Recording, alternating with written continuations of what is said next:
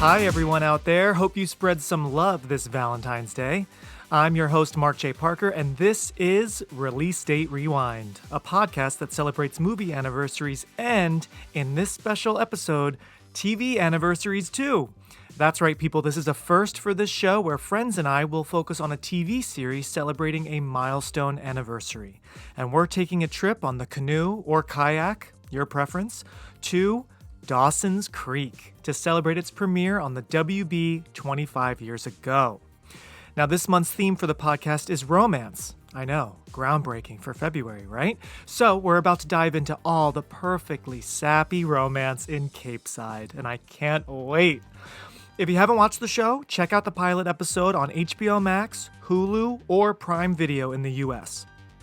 All right, film geeks, atheists, and inappropriate teachers, pause the Spielberg and get in because it's time to rewind.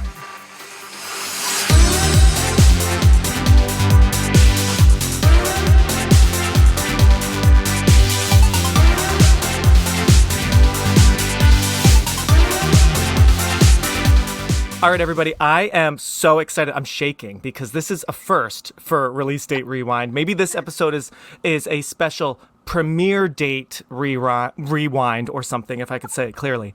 But in this special episode, we are talking about the first season of Dawson's Creek, a very special show in our lives for our generation. I am joined by my cast members, my Capesiders.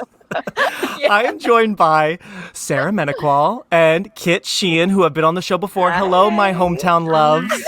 Hey, hometown loves. Isn't this also, I'm just so grateful. Thank you guys for doing this. Thank you for watching more hours than you were probably hoping. I don't know, maybe. But you never have to twist my arm. Good. Yeah. I knew it all over again. I mean, like, and we're missing our fourth lead, Melissa Ward, who is a brand new mom. So maybe she'll join, but I mean, we'll give her shit later. But at least we have a reunion of three. Now, okay, I guess I'm obviously Dawson. I feel like that makes a lot of sense. Yes. Kit, you're obviously Joey, right? Oh, yeah. I mean, so then Sarah, are you Jen Grams. or Pacey? Jen. Yeah, you're Grams all the way. I believe I'm a Pacey, of course. Yeah, I think so too. Well, you took the test. You're very much. Said I'm a Pacey. Okay, yeah. Wait, hold on, everybody, because yes, let's talk about this test. Was that the thing I sent you? Because did you guys do it and I somehow missed the texts? Did you guys also do the? Yeah, we didn't send the screen grabs through. We just announced. I somehow totally I'm a Joey. did not receive those. Wow. Okay, so you got Joey, I got Joey. What did you get, Sarah? Pacey? I got Pacey. You actually did get Pacey. Melissa got Pacey. Oh, wow. Yeah. I mean, it's funny now having rewatched. I pretty much rewatched almost all 13 episodes, which is crazy that I even did that. I watched like 12. There was one in the middle that I was like, I don't need to see them go to Providence. I'm going to just skip that one, right? But it's crazy rewatching it. I have things to say about that episode. Oh, good. Please, yeah, fill my brain in because that was when I was like, hey, listen, I'm watching 4 episodes in one day. I gotta speed through it. But it really is funny how Joey and Pacey, I think we can all agree, at least after watching most of the episodes of one, are the best characters. Do you agree? 100%. I also did not recall that the writers kind of clocked that chemistry from as early as season 1. Right. Yes. In my mind, it's such a season 2, season 3 plot line, well, and beyond, but comes to a head in season 2 and 3. I totally forgot they had like a whole standalone episode by themselves. And Pacey made a move. And I'm so happy that the writers saw what we could all see. Yeah. Yes. Well, also, maybe I'm totally behind. Maybe I'm 25 years behind. Did you guys know that I didn't realize they actually dated during, I guess, shooting season 1 or 2? Because there's a quote from Katie Holmes saying, I met someone in 1998 and I, absolutely fell head over heels for him. And, so the writers could also see their growing chemistry. And that, apparently, it was never really part of the plan to make them such a, leading couple. So they were using, life and adding it into the show. I didn't know that. Did you guys know that? No. I knew that they dated. During the show. I could be fabricating this, but I feel pretty confident saying I think he's someone who helped get her out of Scientology. I'm pretty sure he was a part of the rescue crew. Really? Now, Can I just say real quick, Wow. when are we going to get a Lifetime movie just about Katie Holmes's exit? Like getting in the car, driving to her parents' house in Ohio from, I assume, LA. I don't know where they were living at the It would time. have to be, yeah. Right? It was. And then she filed in New York for divorce so that because New York has more mother lenient laws. Like California, it's 50-50 is the, like you have to prove one way or the other to get more than 50-50. But New York, it's still like 60-40 tops. Like, wow. Why hasn't she monetized this story? Like, she must be under a crazy NDA. Exactly. Yeah. Because obviously her career's in the shitter. So, like, go make a buck off of this story. People want. I'm still curious. It's a decade later, and I still want to see what happened. If anything, I need to know more now than I did when it was happening. Like, give us more. Give us more. Yeah. Now that the dust is settled, like, what the fuck? But I think you're so right. I feel like she signed so many things before she even married Tom Cruise. Yeah. He's a notorious NDA. Like he's notorious for making you like sign an NDA if you're going to attend a party with him. Like, oh God. And it's like, who wants to sign something before entering a party? I mean, I guess if I'm really desperate, but I'm like, I'll just turn around. And also like all of his maids and like cooks and stuff are like people who are in the church. They're essentially enslaved. Oh my God. Seriously. Lest we forget. The guy pops on screen. He still does, sadly. I know. It's crazy. He's a witch. He has us all. People who rise to the top of cults, no one is saying they're not charismatic. I think they're problematically charismatic. The fact that I'm still like, oh, Top Gun Maverick. Okay, I'll watch a little bit of Cruise. Like, he owns people. I know that. I'm gonna watch it. And is it me, or does it feel like since their breakup, like every leading lady in a Tom Cruise movie, which there haven't really been that many, I feel like in past years, they all kind of like are in that Katie Holmes umbrella. Like Jennifer Connelly, who I love, is in that Katie Holmes umbrella. Michelle Monaghan in the Mission Impossible movies. Basically a lookalike for. I'm just like, I don't know. That's just my tangent over there. It's like to constantly repair. Yeah. To publicly repair, to be like, look how much fun we have. Yeah, me and other brunettes, we get along great. It was just that one. Very normal. Yeah, no one's overdosing on niacin because that was one of the things. Remember when she had purple hands? What? No, what? Do you not remember when Katie Holmes had purple hands? No. Absolutely not. Kid. I'm so sorry that I'm doing this live, but I'm gonna have to and for anyone who's watching on the stream. Wow, tell us what happened and when. Katie Holmes. Purple hands. Purple hands. Not dress. Not something normal. No. Let me. Well, even her style, as we know, is not always the most normal. That weird jeans. She makes bold choices. She makes a bold choice. She does. But here's the great body. She pulls it all off, I guess. Oh yeah. It's hard to tell, but this is Perez Hilton. Oh.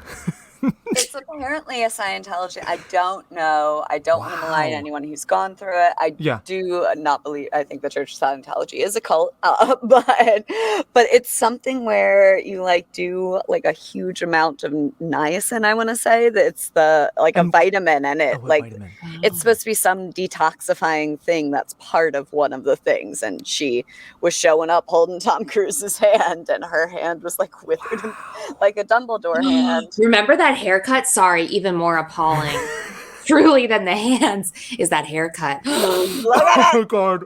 Oh my God. Yeah, that was when she was trying to like really go into like her musical theater phase. Yes. I feel like she sang a song on some ABC show in an episode with that hair. We were talking about this in the group. You missed so many texts. Did I? Where was I? What happened to my phone? Snowed in. Verizon is not a sponsor. It is not. Oh my God. But we were talking about, it was like, I want to say it was called Happy Feet, but it was a charity, that she had made a kind of like a way of proving like I'm not just a pretty beard for Tom Cruise, like I'm also a talented person. And it was about like getting kids into musical theater from underprivileged backgrounds. It's really beautiful, but they teased for forever she was gonna like do this breakout, like everyone's thinking it'll be like Hugh Jackman, like just this amazing beautiful, and it was like weird and underwhelming. Wow. I feel Katie will never hear this because I do feel bad because we're talking so much shit. But like, whoa. Yeah. It was the singing performance of, the pageant. I was going to say, anyone who was surprised by that did not watch season 1 of Dawson's Creek. Yes. Right. We got a full rendition of On My Own. Yes. Which, I mean, you didn't even have to see any of Dawson's Creek to have seen that clip, or you knew there's this actress that sang this song, and it was a choice. Moment. It was a moment. It's a doozy. Yeah. I have to actually tell you guys, I don't know if I'm being crazy. Joshua Jackson is an awesome actor. He's great. And I knew that. And I remembered that well. But Katie Holmes, I forgot actually, I'd say 90% of the time, I really actually loved rewatching her again in season 1. I actually think she's quite good for this role. I know every now and then, we talked for years about the crooked smile and God, some of those looks later on in the season, she's really looking at him like, But, I think she delivers a lot of her comedy really, really well, that sarcasm. And I don't know, I fell in love with her again, actually, I have to say. More so than Michelle Williams. I found her a bit of a wet blanket. Say. Yes. Oh, see, I was re-struck. I was like, well, this is why Michelle popped. This is why she came out of this. Her scene with Gramps, like with the tears and the whole. But I've gone back and forth with Katie Holmes. Like I used to think when we were really young, I used to think like she was like the height of like just naturalistic, like to be natural. And I'm like, no, that's like insecure. That's like a tick. That's like a nervous tick. It's not a choice. It's not a character choice. And so so then I went full. I was like, I could do that, and she's not good at all, and I'm very jealous, and I'm gonna funnel that jealousy into a misplaced rage. And now I've come back to be like, you know what? I see how she got cast though, because she does have this mournful quality. There's so much she gets for free. She has this mournful quality with her eyes. She's beautiful. And she is she's good in terms of she's always doing something. Like when her character's walking, she's thinking of something or reacting to something someone says or playing with her jacket. And I'm like, okay, she breathes life into this. This could be worse. I remembered it worse than what it was. I did too. Yeah. I think, for whatever reason, my mind went back to a lot of the cheesy stuff, and rewatching, I think this is at least season 1. I haven't rewatched any of the other seasons. And I know we were talking a little bit offline about the college years. I know Sarah enjoys the college years. Love them. I love that you love them. I can't. I can barely remember them. I just remember watching them live and being like, "Why?" Every Wednesday, I guess it was on Wednesdays. The first season it was on Tuesdays. Then it lived on Wednesdays for the rest of the run. And I just remember every Wednesday night being like, Buffy moved to Tuesday. But I just remember being like, why am I still watching this show once they were in college? But at least season 1 is a really great show. There's a lot of great storylines. Like I said, a lot of good comedy that I completely forgot. Yes. You know what I mean? Yes. Totally agree. I think I fall on a different side of how I feel about Katie in this rewatch. Okay. In that she is always doing something, and I don't always need her to be doing something. Calm down. This is not about you. In my notes, I wrote she's clearly using her walk to show us, I'm a tomboy. Oh, yeah. It's as if they told her, don't forget, Katie, you're supposed to be a tomboy, so really give me that energy. And, a lot of that. Yeah. Dawson. And but then on the flip side, Michelle Williams is always, you can't really see, but she's always got her hands on her hips. And she's always, and she does this reverse hands on hips. Yes, the nurse. Yeah, the my back hurts. Hands on hips. She and Bessie. She and Joey's sister Bessie have the same posture. It's always sister Bessie was heavily pregnant. Yes, as any woman named Bessie should be. Right? Exactly. I know every character. You're we'll have a pregnant character and we shall call her Bessie. Yeah. Or Jen, she's either doing that or she does this thing where whenever she's walking. Oh, let me see if I can kind of reenact it. It's kind of like Dawson, it's this almost like Nell, Jodie Foster Nell swaying. Goodbye. Yes, it's just kind of and she could be happy or sad. She's just you know what? Let's go to that carnival. Or it's, Dawson, it's just this weird swaying that would take me out of it sometimes. Then, or she'll go backward. Like the backward. And then it's, with the hurting back, with the tiredness. Out of the main four, the person that had the most kind of like the least awkward physical presence is Joshua Jackson for me. Yeah. You know what I mean? Which is, I guess, also his character. Even though, and no matter what, and I'm looking at it as they close up, they zoom in and I'm like, he does have the skin right here is so soft, but goddamn if that man doesn't look a day, no day younger than 35. At the very, like, I don't know, freaked out because I'm like a high school sophomore. I'm like, bullshit. Yeah. I feel like he changed his voice to be higher. Like, that was the thing that caught me most about his performances. He's like, hey, Joey. And I'm like, no fucking chance. That shit is in your chest, my dude. Like, no chance is your voice that high pitched. Yeah. So sorry it's breaking right now. Yeah.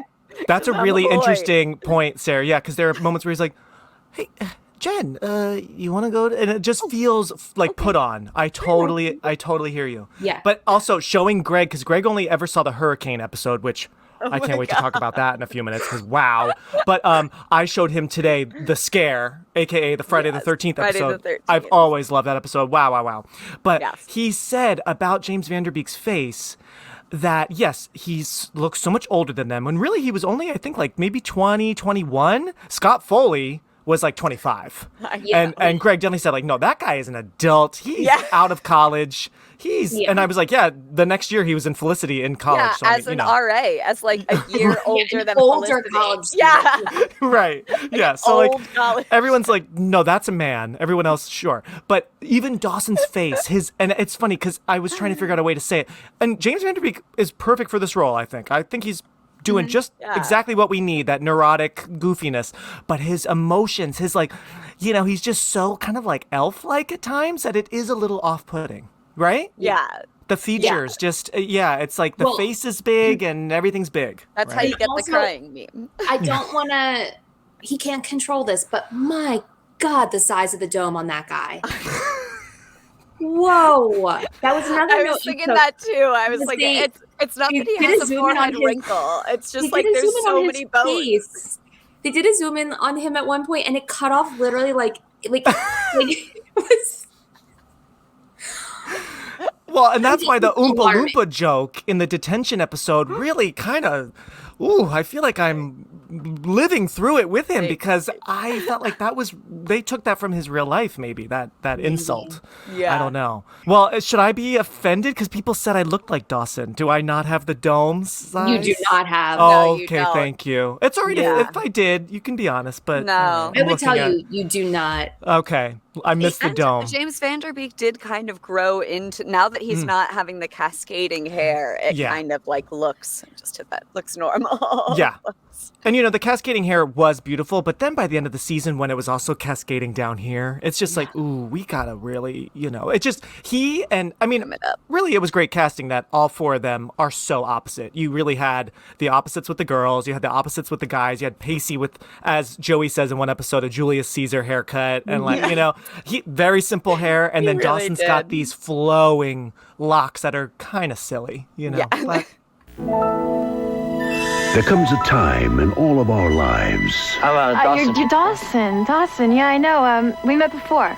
Wow, you look different. Puberty. Hi, I'm Joey. I live down the creek and we've never met. When it's the end of something simple. Are you and Dawson a thing? No, we're just friends. And the beginning. Oh my God. Of everything else. Do you think I could help you locate a video? Where would I find The Graduate? Was Dawson supposed to be the male heartthrob? No. And I'm glad you bring that up because I saw, maybe you guys saw this too if you were doing some research. I saw that, so Joshua Jackson was one of apparently the first to like audition, and Kevin Williamson and crew like knew no matter what, like, oh, this guy's gotta be something. So he was originally in the running for Dawson. But But Kevin Williamson, and especially the network, I guess the WB themselves were like, hey, he's great, but he's not the Dawson that you've written. Like, we need someone that's a little bit more neurotic, a little more everyday, normal. Which is funny because Joshua Jackson is, of course, extremely attractive, such a cute guy then and now.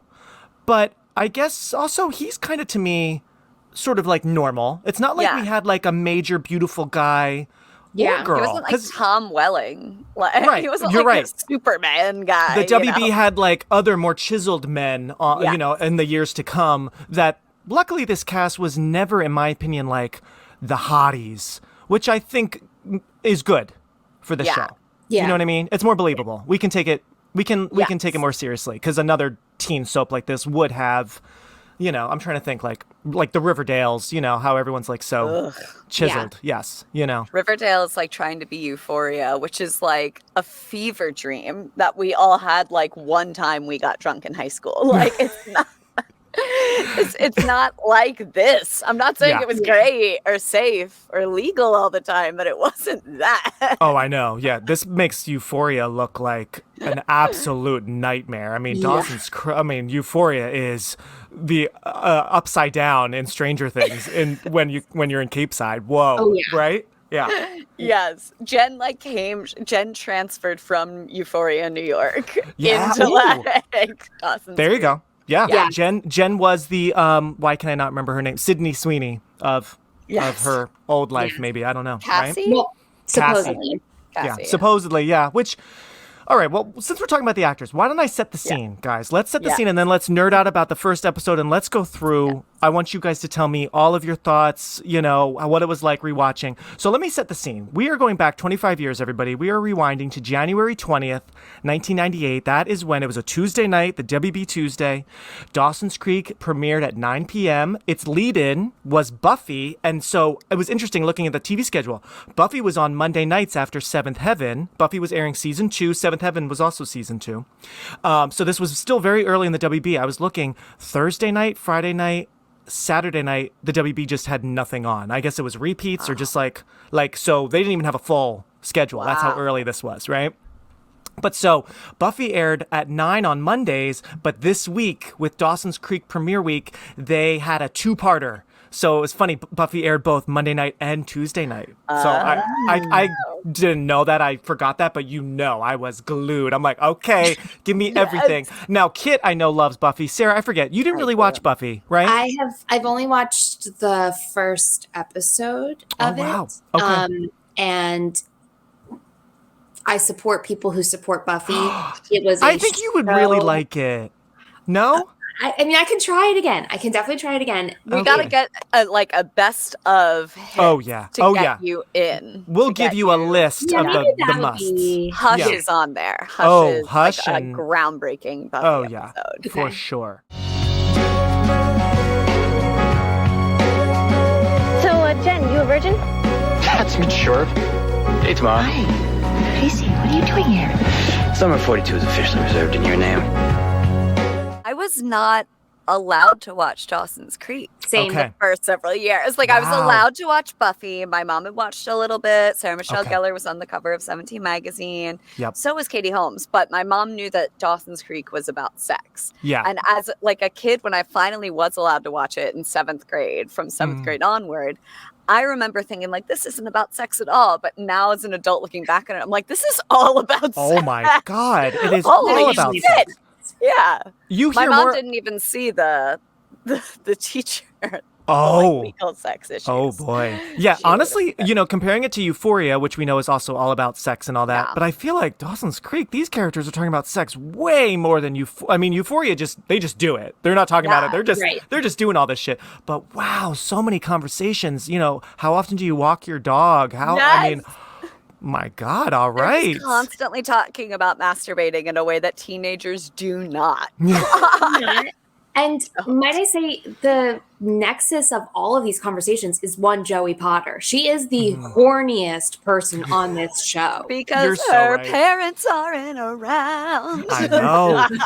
And I guess Bessie and Bodhi are like just doing it all the time, maybe. So she's like, well, like my sisters. They're kids. Right. I mean, I guess. And her dad had an affair. Right. And Kevin Williamson loves a parental affair. Isn't that crazy? Oh, yeah. There are so many, rewatching it, oh my gosh, there are some lines literally taken from the Scream scripts.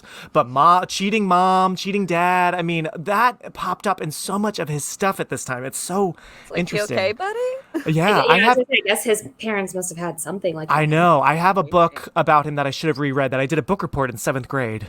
It was called From Scream to Dawson's Creek, all about his rise to fame. And I should have reread it for this, but I can only research so much, everyone. Well, that'll be for another day. But so that's interesting. So I watched live. I was into it. I really loved the poster of all of them. You know, this was the heyday of like floating heads looking kind of seductive on the poster. So I was like, okay, let's do it. Over the creek. So I watched it live. I can't really remember what I thought of it. I kind of knew half of it, especially at that age. We were like in 5th grade. We were, 10 going on 11-ish? So I was definitely aware of like, okay, this is so corny, but I also love so many elements of it. So I think from the start, I didn't hate watch it, but I definitely kind of watched it with a half critical, half loving eye. Do you know what I mean? Yeah. Totally. Yeah. Okay, so this is what was going on at the time, okay? Yeah. So teen TV shows up until this point, like I said, Buffy and 7th Heaven were airing. They were season 2, 90210, Beverly Hills 90210, not the reboot that came a couple of years later. That was still airing. That was airing season 8. Melrose Place was in season 6, and Party of 5 was season 4. So that's kind of the landscape of teen dramas. Let's see. On the news side, the country was starting to hear about Bill Clinton and Monica Lewinsky, and fun fact, I saw this, I think it was episode 2, that was the same night all the networks were airing Bill Clinton's like emergency live speech saying, I did not have sex with that woman. But the WB wasn't. They were like, no, we are airing episode 2 of Dawson's Creek. So sorry. Where a teacher abuses her position of power and has sex with a child. How timely. Right? I was like, whoa, that's crazy that They're news was breaking. We did it hotter. Yeah. What? It's different when it's an older woman. Yeah. Right? You'll never get it. Yes. So I thought that was crazy timing. On the music side, we were just talking about it. Truly, Madly, Deeply by Savage Garden was the #1 single for a couple weeks. All the rage. You're Still the One by Shania Twain, and Getting Jiggy with It from Will Smith. They were about to be big singles. They released later in January. And then, of course, Popular Movies Titanic was #1. It had just come out around the holidays. Good Will Hunting and As Good as It Gets were also very popular. And Spice World had just come out in theaters this same week. So, check that out. We'll talk about Spice World in a different episode. So that was all what was going on, popular stuff. And I thought this was interesting. Promotion-wise, I never knew this. I mean, we all saw Titanic in theaters, I think, right? Oh, yeah. I'm sure, yeah. Right? I was allowed to see Titanic. I was like, not as good as it gets, not Good Will Hunting. Oh, yeah. Those were, little more mature, right? Yeah. But I don't have any memory of this whatsoever, but the WB was the first TV network to run trailers of a show in the movie theater. They were putting the trailer for season 1 of Dawson's Creek with Titanic. Isn't that interesting? Is brilliant marketing, right? Brilliant. Yeah, the Venn diagram. Right. Like, what a time to be alive for like us 10-year-olds and all these hotties and teens were like young adults were like ruling the world of entertainment. So there you go. Right? Like, are you a horny child? Well, guess what? Yeah, the 90s has something for you. We have a freak for you. Yes. So Kevin Williamson created the show. It is inspired by his life in North Carolina, which so funny, guys. I knew they shot in Wilmington, North Carolina, which I still would love to visit someday. Same as I Know What You Did Last Summer, which Kate was on this show talking about that with me. But all these years since the show ended, I guess I forgot. I knew it was Cape Side, but I thought Cape Side was in North Carolina, but it's in Massachusetts. So they keep talking in the first episode. I'm like, why are they talking about Boston? I'm like, there are other cities closer to you in North Carolina. And then I'm like, oh, they live like, okay, interesting. Yeah, apparently the network. I know, because he was all for it takes place in North Carolina, very much mimicking his life. But the network said, can you make it Massachusetts and can they live like outside of Boston? And he was like, do I have to change anything? And they were like, no, God, no. Yeah. He was like, okay, no. yeah. Right. Yeah. Yeah, So don't change the decor. Don't change the foliage. The trees are the same. The reeds on the. Do not change a goddamn thing about that creek. Let me tell you. Every coast is the same. Keep the it. Creek is a lot. Not a hill in sight. Flat land everywhere. Yeah. Right? That's exactly what the Northeast is. So he had just had success, of course, with Scream 2 had just come out. I Know What You Did Last Summer, Scream, of course. So he was like literally the screenwriter like to get in your team. It's funny, later this year, it's funny how everyone except James Van Der Beek had then their breakout movie role. Of course, Joshua Jackson, we know, was already in the Mighty Ducks trilogy. Yeah. So he was probably the most well-known of the group. But later in 98, you had Michelle Williams was in Halloween H2O, which Kevin Williamson produced, and Steve Miner, producer and director of this show, and he directed the first episode. He directed that movie. So funny, a lot of crossover. You had her in that. You had Katie Holmes in Disturbing Behavior that summer, and then you had Joshua Jackson in Urban Legend. So it's funny how Teaching Mrs. Tingle. Yes, and they Teaching keep Mrs. Tingle. calling that one teacher Mrs. Tringle. Tringle. Yep. Exactly. I was just gonna say, there's a moment in another episode, a follow-on episode, where Joey is faking her pregnancy, and she calls her Mrs. Tingle. They just changed it. Okay, well that was promotion because Katie did that movie with Kevin Williamson the year after, right? And it's funny because James Van Der Beek did not do the horror thing like the rest of them, and he didn't do a movie until the following year with Varsity Blues, which was and then iconic. Rules of Attraction, which was is him trying to get back into that disturbing behavior. Yes, I want to make that young disturbed teen money. And that was at a time when like I remember he and like Jessica Biel, like everyone on the WB wanted to do like a role that was not so cookie cutter. Sarah Michelle Gellar did, of course, Cruel Intentions with Joshua Jackson. So everyone then like had their like, I'm gonna be a bad whatever, What is your problem? My problem is that from the moment Little Miss Highlight showed up, you haven't said one word to me. Crap. That is pure crap. Yeah, so he based this on his life. He had to write a 20-page outline in one night because apparently when he met the other producer of the show, this executive named Paul Stupin, Paul was like, hey, we know you do movies. What TV show ideas do you have? And he didn't have anything, apparently. So he just was like, well, there's this teenager who loves Steven Spielberg and makes movies with his friends by the water. And he's like, I love that. Can you make an outline so we can pitch it to the networks tomorrow? And he literally had to write it that night. I thought that was funny. So that's kind of how the idea started. He said, this is a quote from Williamson. He says he pitched the show as Some Kind of Wonderful, which is an 80s movie, meets Pump Up the Volume. I don't know that one. Meets James at 15. Meets My So-Called Life, which we know. Meets Little House on the Prairie. Familiar with that as well. Yeah. Is it the Grams element or? I don't know. I was like the Little House on the Prairie joke that they added into the script in the first episode. Oh. Yeah. Wait a minute. What is the joke? It's when she says like, oh, hey, it's Nellie, right? Isn't that her name? She was like, hey, Nellie. I'm like Nellie. And she goes like Little House on the Prairie. She goes, yeah, I get that all the time. So do you like to party? Yeah. Yes. Like, do you mean by party? Do you mean have a good time? Or do you mean in just various substances? And right. She was like, what? I like to have a good time, substance free. She goes, wow, maybe we should call you Nellie. Yeah. Isn't it funny? You just made me remember, Kit, that Nellie is in the first few episodes and then we don't see a peep from her ever again. What is that about? The world closes in around these because obviously they're in debt. They've all been dead for some time and it's like lost and like or Sartre's No Exit. Like it's just them torturing each other. I mean, I do feel like the first few episodes, it's clear that they are throwing everything at the wall to see what sticks. Yep. Including characters. Yeah. Yep. Like, Yep.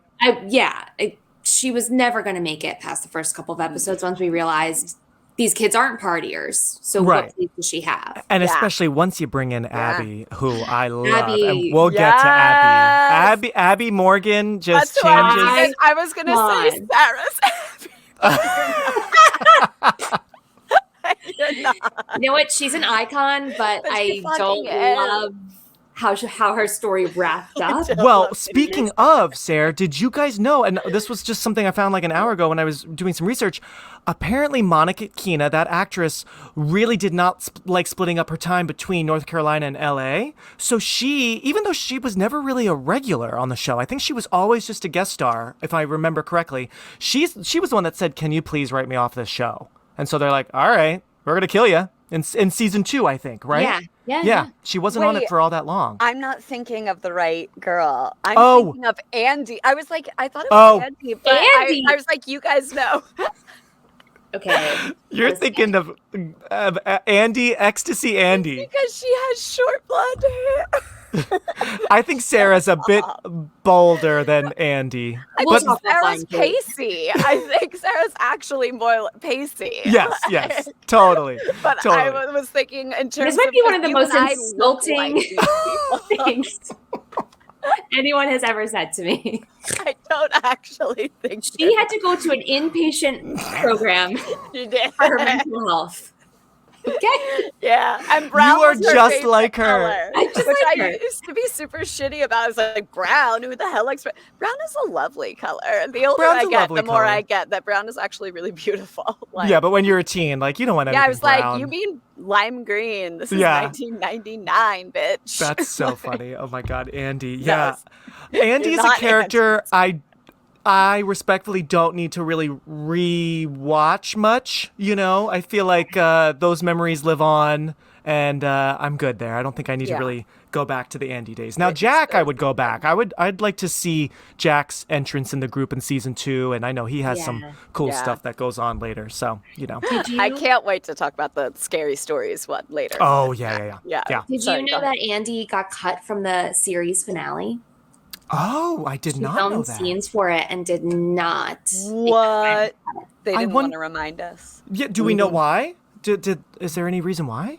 I'm trying to remember, Sarah. Is she even in like the last season, or she kind of left a couple seasons? We leave her in high school. When we go to college, she does not come with us. She does not come. Yeah, that's right. Inpatient. She's like, I'm happy here.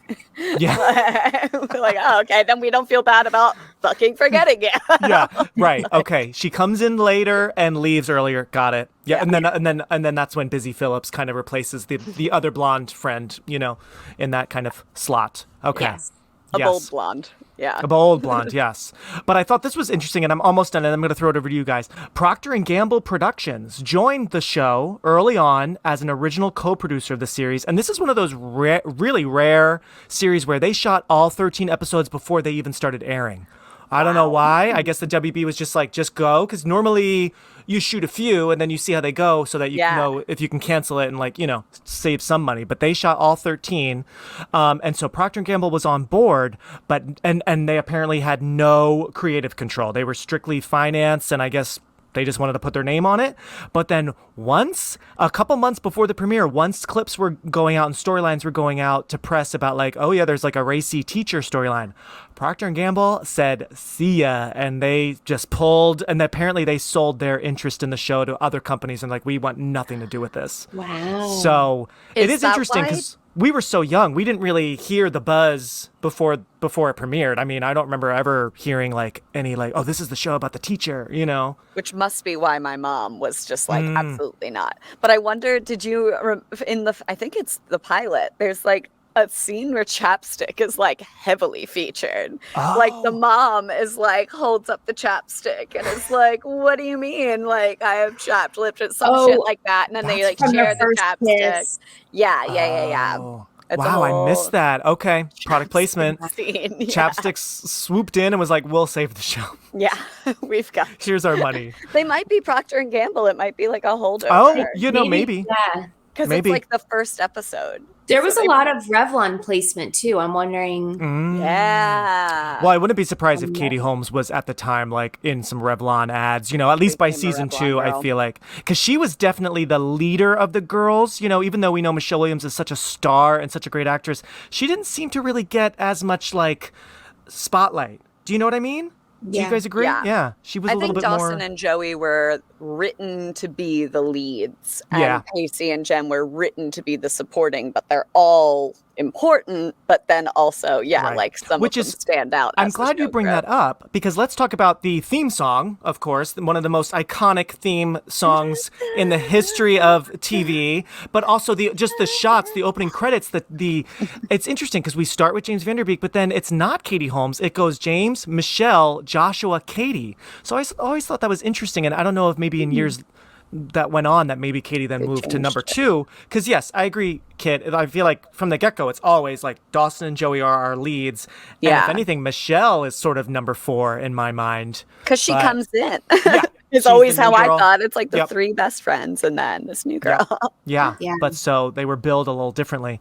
But so now I'm going to throw it over to you guys. So we know that you guys weren't able to watch it live when it was really airing, but do you guys have any memories of watching the show for the first time? Like, what drew you in? Did you love everything about it? Did you hate something about it? Sarah, I'll start with you first. What do you remember of those early viewing memories? So I was not allowed to watch. However, my brother was. My older brother. And he would watch on my parents' TV in their bedroom. And so every Tuesday night, I would find myself down the hall in my room with the door open, desperately trying to listen and figure out what this show was about. I also did get caught sneaking and watching it.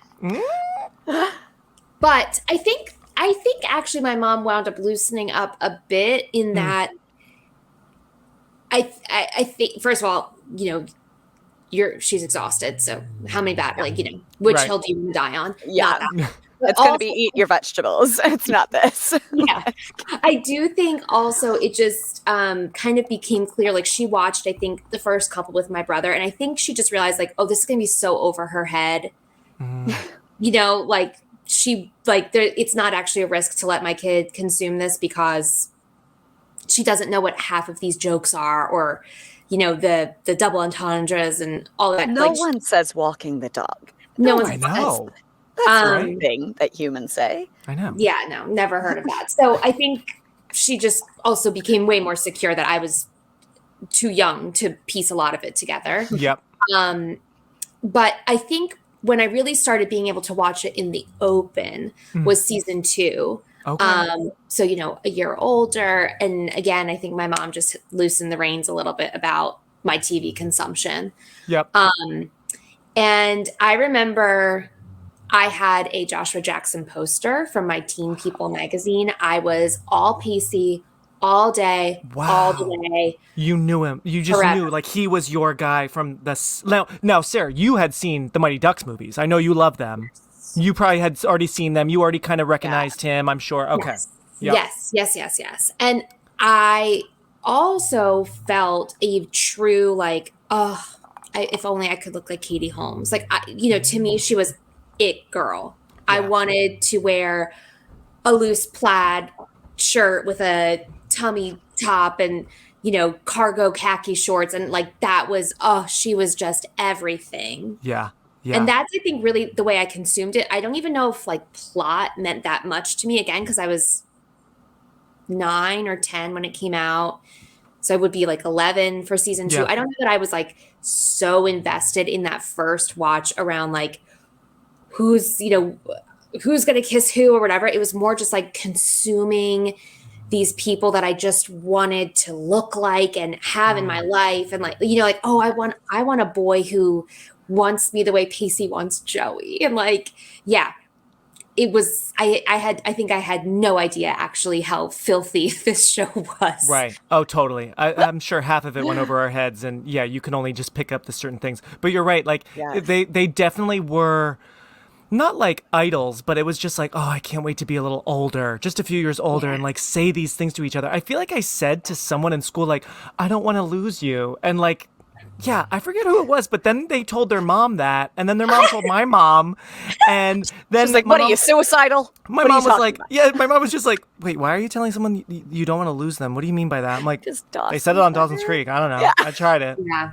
I think you say that to people you like your friends. But it was just so out of the blue. Paris. That Why are you telling Allison not to go to Paris? Right. Like, huh? So weird. Now, Kit, tell me, what are your earliest memories of watching the show? I know did you kind of just jump into like season 3, or were you able to kind of, okay, you jumped in. I jumped in. Okay. But I also, upon realizing that I had agreed to do this show, I was like, oh my God, that's right. And now this is going to be a really embarrassing story that I'm going to have to tell.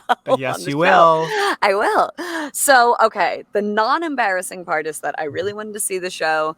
Probably Elle Burns heard something about like the teacher or something, because she was just like unequivocally, no, like Buffy's fine, but this one's about sex. So no, you can't, like, vampires are fine. But sex is real and it's scary. But so I was like, okay. So then I had kind of hemmed and hawed, and then it was 7th grade, I think, when the second season, right, would have been our 7th grade. I think it was 6th grade for us. Was the second? 6th grade. Okay. For us, 5th for Sarah. Yeah.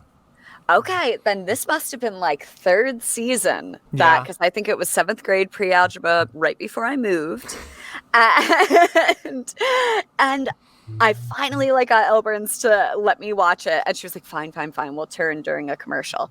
And so she turned over to it, and Joey Potter is taking off her shirt wearing a black bra.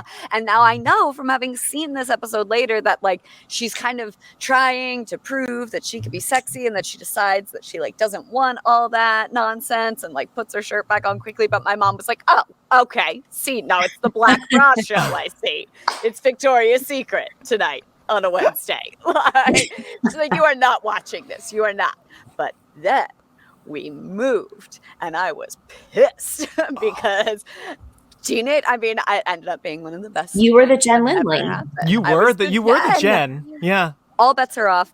I'm basically allowed to watch not whatever I want, but I'm allowed to watch all the WB shows that summer, because you took me away from my friends and I get to watch all my So it was the summer of Young Americans. Which I'm so glad you brought that up. Yeah, with Kate Bosworth. Bosworth. And I had no idea, Kate, because I have such a distinct memory of like, I think we were sitting in Friendly's talking about Young Americans. Very Young short-lived Americans show. Was sponsored by Friendly's. The girl from the wrong side of the tracks worked at Friendly's. Yes. Oh my God. So of course we were there.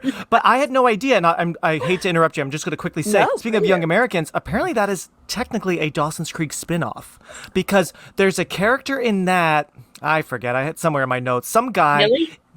No.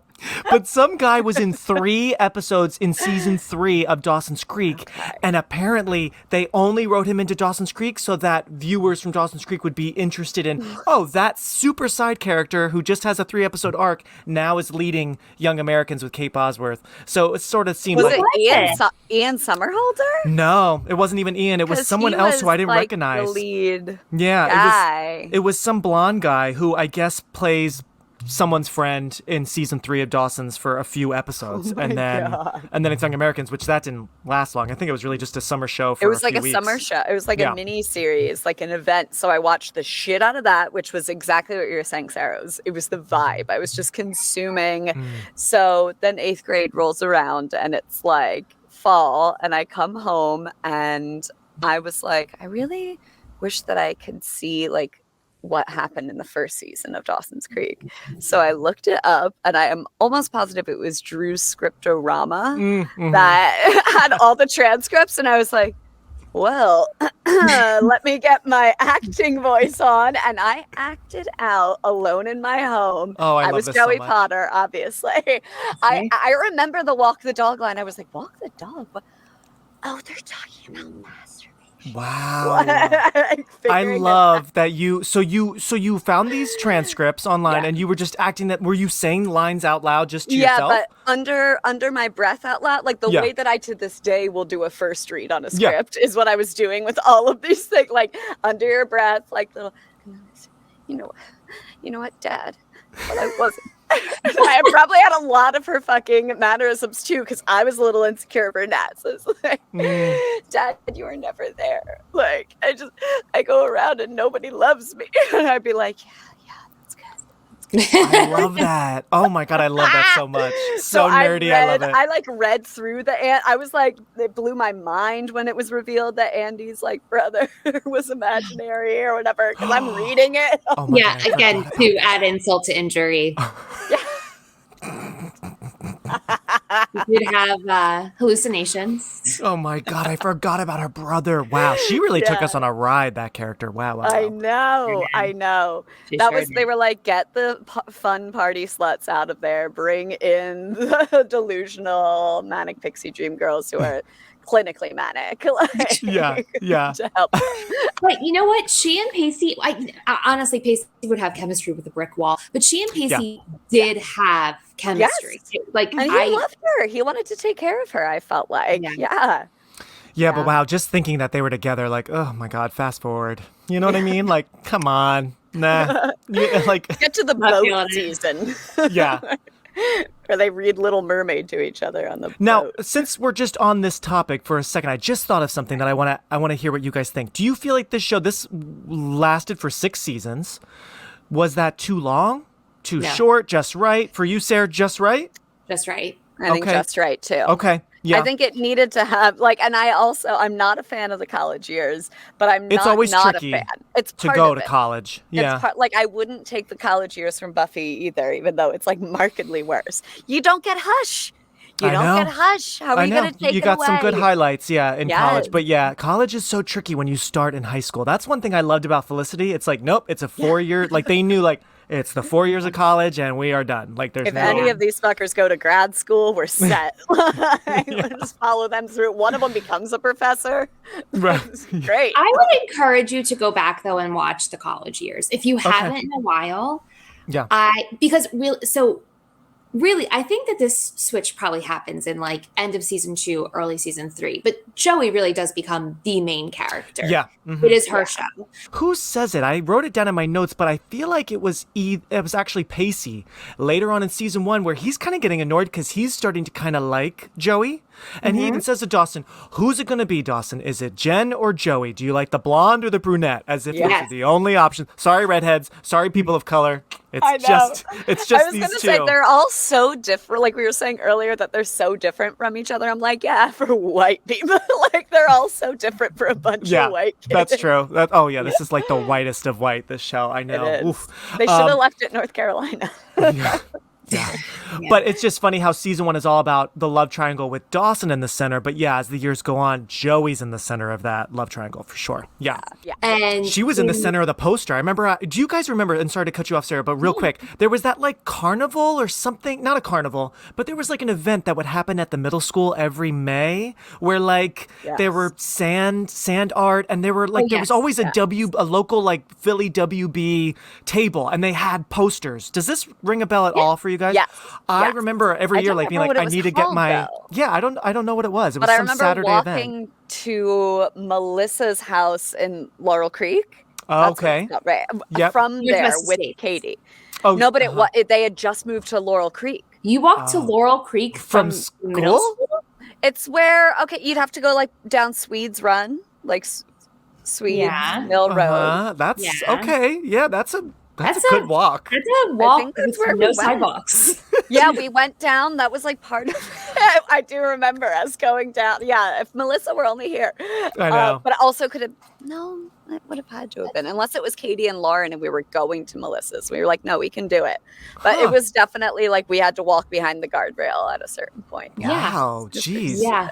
Well, but I just remember one year. That's where we went. While you were walking, I was getting my posters and putting them up because my wall was just like Dawson's, and I had all these posters. But I loved those free WB posters, and I remember, Sarah, going back to your thought of by a certain season, it might be called Dawson's Creek, but it is Joey's show. Joey is the lead, and I remember it was maybe season 3 or 4 where they were at the height of the love triangle, and she's in the center looking in the camera, and you have Dawson over here and Pacey over there, and I was like, okay, this show is switching. All right. And it was exciting. It was a little weird just because Dawson was kind of always really the 4 of them. But I remember Jen wasn't even on the poster. It was only about the love triangle.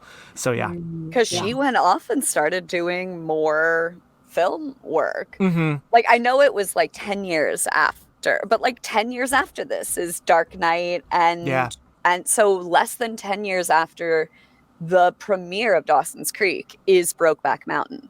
And she's nominated for an Academy Award and then meets her Academy Award nominated husband, and then they have a kid and continue to do this awesome work. it is so interesting to me that no one of the core group left the show. I feel like these days it would maybe be less, it wouldn't be surprising to me if, like, especially totally, their career outside the shows really started to take off. Yeah. Like, those core four, they stuck it out. They really did. Really surprising. And I don't know if this was just a rumor, because I remember even like talking about this, like probably with you guys, like in high school or whatever.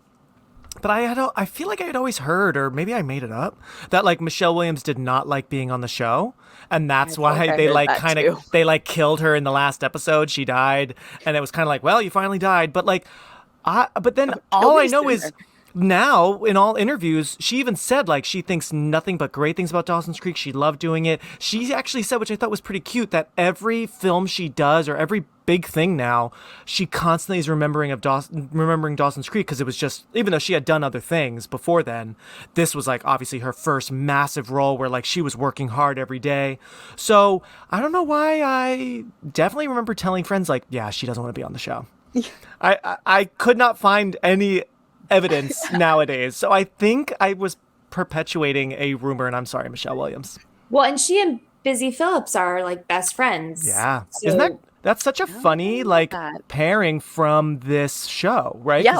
Were they ever in any episodes together? Yeah. I mean, I guess they would have to. Mm-hmm. I guess their characters didn't interact a ton, because in college years, Jen is really off with Jack doing their thing, and Joey and what was Busy's character? Audrey are their own thing, but they're besties in real life, and besties at every award show, right? Front row. Yeah. Busy's always her date to award shows. Aww. And I know Mel hates Busy Phillips. How do you guys feel about Busy? I know she's a little polarizing. Do you like? I like her. She can be a bit much at times, so she's not like my favorite. It's not like never a false note. Like there are some false notes, but in general, I like her. I like her. Yeah. Ingenuity. Yeah. Mel hates her. Mel hates her. She was up to me the other day. She's like, I hate Busy Phillips. So. I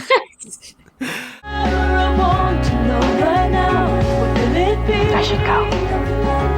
But, I'm just gonna pretend we kissed, okay? Let's talk about the first episode. We got to talk about the pilot. Yes.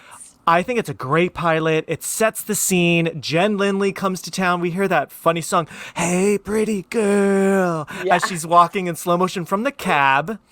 I'm like, you really took a cab from New York? And everyone says like, oh, on a good day, you can get here from New York in 4 hours. I'm like, okay. I don't know if maybe she took a cab from the train station or something, right?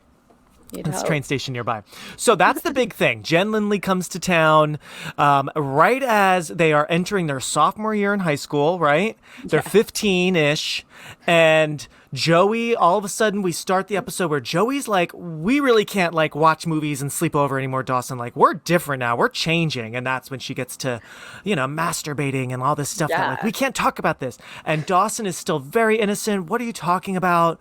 So Joey, like Sarah said, like Joey is definitely the horniest, the most like forward thinking, like, hey, I'm a woman now, like we can't do this. Meanwhile, Dawson's like, what movie are we gonna watch next, know? So that's kind of their world. I thought you could just be my emotional support girlfriend, and then I could just like hook up with the blonde one when she shows up. Oh my god, Dawson has so much to learn. Exactly, that part. He's got so much to learn in this season. I know. But we see that Dawson and Pacey have such a fun job working the video store together, and that's where Tamara, Ms. Jacobs, another slow motion entrance. We had Jen, now Tamara's entering, and Pacey is smitten right off the bat. She's an older woman. We don't really know how old. I guess she's supposed to be what, like 30, even though she kind of talks older. He says 40. Oh, 40? Okay. He said 40 when he like yelled at her right before she kissed. When he like begged her into kissing him. Yep, you're so right. You're insecure about pushing 40, and I'm the best sex you'll never have. Even though, admit it, know you're a knockout. Yes. Yeah, so she comes in, and we learn that she's his teacher, you but are a 15-year-old virgin. I know. No, you are not. Can you imagine a 15-year-old saying that to you? I would be like, I'm going to call the police on myself. Like, I would laugh. Yeah, I'd be like, what have you been watching? no. But she falls for it, right? What are some of your favorite moments, any favorite lines or like any storylines that has started in the first episode? Anything that really called out to you in this rewatch? I'll start with Kit. My number one, I even write down same hashtag Wharf Life vibes as I Know What You Did Last Summer. Wait, what? Hashtag Wharf Life. It's Wharf Life. Oh, yes. Yeah. I was like, wait, what? Okay, that yes, hashtag totally. that we made go viral. Yes, oh, yeah. I Know What You Did Last Summer, obviously. That's also why I love the North Carolina of it all, because it's as if the characters of I Know What You Did Last Summer are just on that street, and then we have these characters, right? Yeah. Very they've wharfy. all got slickers. They've all got, and there's an I Know What You Did Last Summer poster fucking everywhere. Everywhere. And showing the movie, and I'm like, I know. I love when they're watching it in the Scare episode, and it's also kind of meta because Sarah Michelle Gellar's on the same network, so that was a fun little nod. I also love in the pilot when Dawson's bullying the teacher into letting him join the class, and his teacher. He's like, oh, his teacher's like, you know what this is? And he's like, Psycho, Alfred Hitchcock. And I'm like, the teacher's like, I'm sorry, in 1998, you know the name of a classic movie that came out 30 years ago. The bar is on the floor. Yeah. Clearly, this poor teacher. I know. So, my God, kid. Okay, yeah. You're in. Yeah, totally. And I just love that teacher has an I Know What You Did Last Summer poster in class. I'm like, I don't know if the film teacher would have that, but okay, cool. Has it earned the gravitas at that point? It's been a couple months. It had a good box office run. I know. So funny. How about you, Sarah? Any funny moments that really stuck out to you? I mean, my notes, first of all, truly an unhinged episode of television. I loved it, but it was like the whiplash that I was getting, jumping between characters and scenes, it was wild. I think the things that stood out to me, so I love how I love the way that they're trying to really show that Jen is a New Yorker. And she's like, ugh, I don't wake up before noon. I need coffee. I quit smoking. I quit smoking. I'm 15. I'm 15. Not all these things can be true. I've had 12 kids. No, bitch, no. Meanwhile, she does not at all feel like a New Yorker to me. She is if anything, I think Joey is more the New Yorker. Yes. And Jen is the local, soft, motherly, flower, she's got, right. child. She's, exactly. Yeah. Uh-huh. Super soft. Yes. The other big notes I have are Dawson, so confident. Why? Oh my God. Really runs through this world with just extreme. He is wealthy. He is white. He is straight. He is cis. Yes, he owns this place. Yeah. Yes, it is his creek. It is his creek. That is not just a nickname, bitches. The landowner. Yeah. But I think the thing that made me write that down was his conversation with the teacher, where it was like, I would never speak to an adult this way. Right. Even right now, and I am an adult, I don't think I would speak to an adult like this. Just fully asserting and the confidence is wild. And then on the flip side, the misery of Joey is also wild to me. That is the most miserable person I've She is scowling. Oh my God. Best scowl of 1998. Oh my God. Ooh, she is in it. She is going through she really is. it. My dad needs to pray over her because she is in dire straits. Yes. And just the sight of this blonde girl coming out of this cab. Oh my God. I feel like she'd have a knife behind her back, just ready to, Palpable. Oh, because she said some dig about did she make a boner joke or something as Jen approaches the three of them? Yeah. I feel like she did. I can't remember what it was, but it was. And then when she asked Jen, when she's like, are you a size queen, Jen? I was like, the fuck is a size queen? Wild. I know because I'm an adult. But are you kidding me? I consider myself to be a horny 15-year-old, and I did not know that. It would not dance trippingly off the tongue. Right. Who says that? Size queen. Yeah. I love my favorite moments from this episode are. No comment. You did not say that at 15. No, I'm sure I did not. I'm sure that shit. It's until 25. a solid decade after for us to bandy that shit about.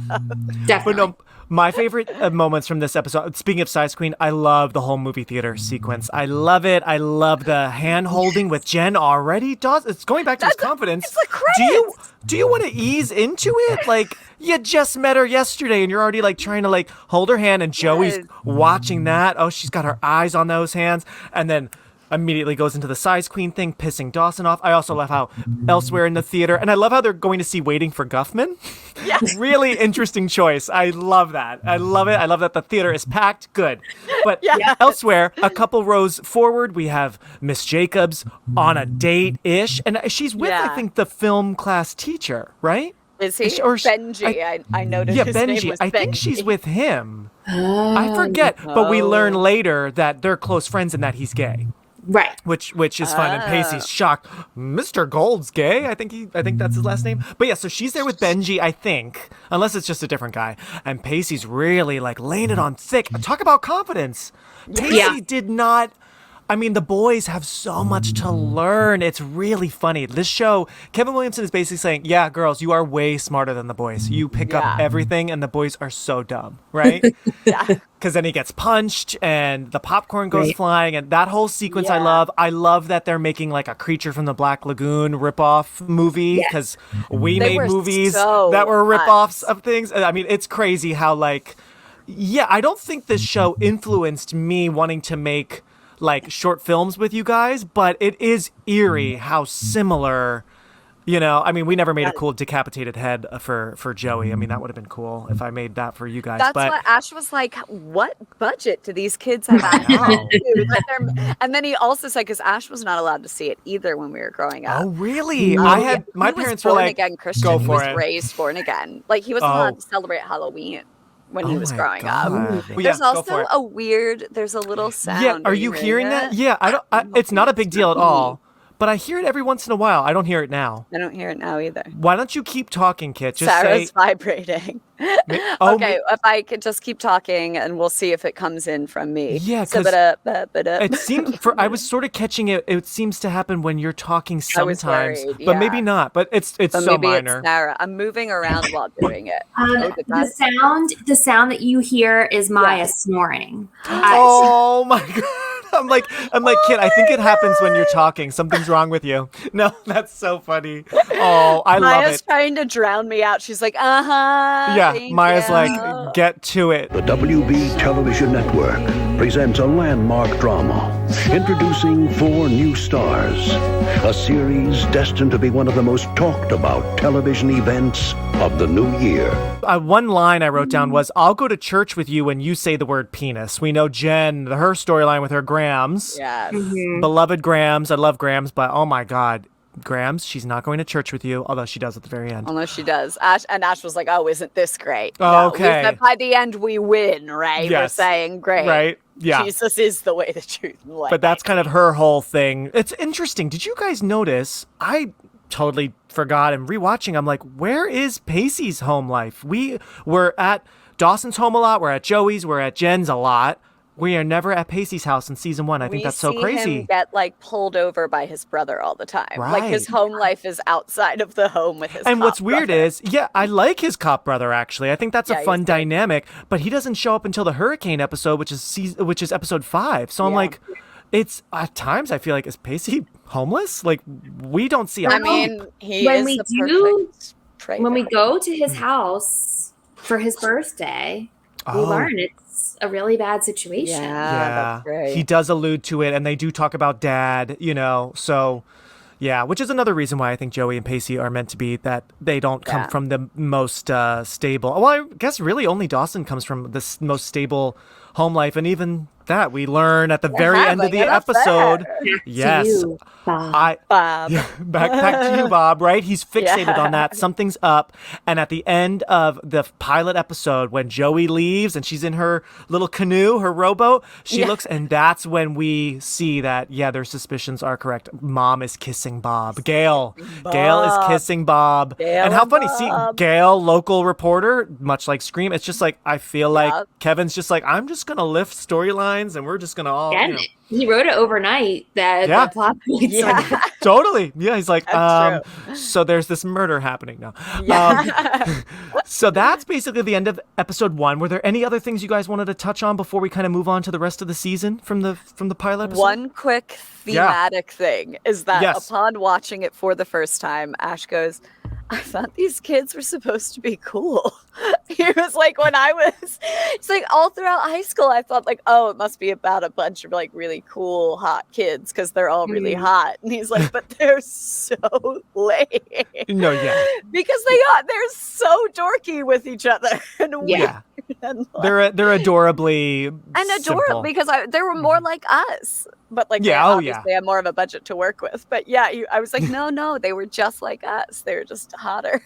They just like never had a zit. Like, what did Ash overall like the show when you were showing it to him? Because he had never watched before. So is he a fan now? He loves it. Oh, good. Because Greg know if he's ready to like admit it to himself. Oh no, he like if it's on, I've been putting it on, and he's been watching them with me, and he keeps paying attention. He keeps laughing at things. Now sometimes we're making fun of it, like we're shitting on it, but he's also like in bar, he'll be like, oh my god, how are they going to do this? And then is like coming back for more or like letting it ride to the next episode. And I'm like, some of the writing is really great. And one person I forgot to mention on the creatives, did you notice, and in the end credits of every episode, creative consultant Mike White of The White Lotus and many other things, Mike White was on the team. And I had no idea he wrote 2 of my favorite episodes of all of Dawson's Creek, Detention and The Scare. Oh my That's God. Mike White. Yeah.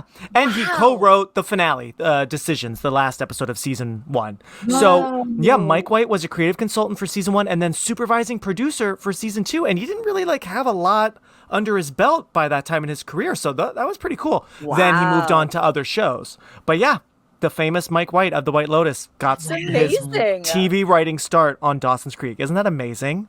I love that. Fasten your seatbelt. It's going to be a bumpy life. Dawson's Creek, coming Tuesdays this January to the WB.